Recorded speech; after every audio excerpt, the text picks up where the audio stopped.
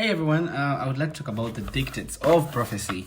In Genesis 25:23, we see God telling Rebecca that two nations are in your womb, and he concludes by saying, the older one shall serve the younger. I just basically want us to know why it's important for us to know prophecies, because you can see Rebecca has twins in her womb, and God lets her know that the younger one, who is Jacob, is supposed to be served by Esau.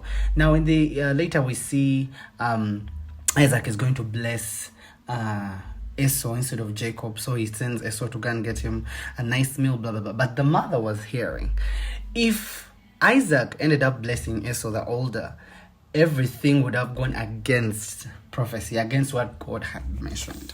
So what does Rebecca do? She helps prophecy. She helps prophecy because she knows it's supposed to happen according to what God said. Like, there is a script. There is a script. So the disadvantage we have is if you don't know prophecy over your life, how are we sure that you're going according to the script?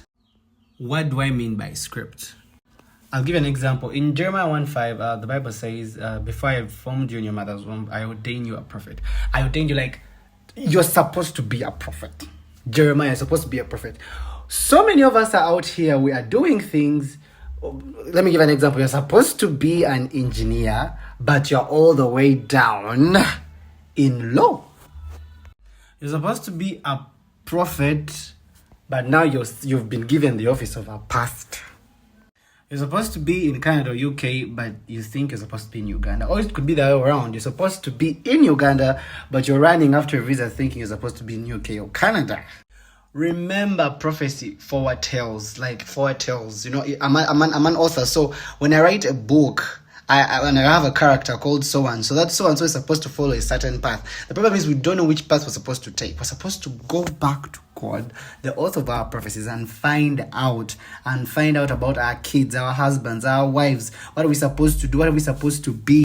Prophecy is supposed to dictate which path we're supposed to take, not just do things out of our own will.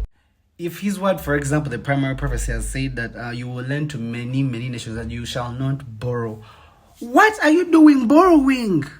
You understand what I'm saying? Like, that word, when you believe it, it's supposed to, it's your path. That's what you're supposed to live. You're supposed to lend to many nations. So you have to drop the mindset that, oh, this business is for just me and, just to get by. No.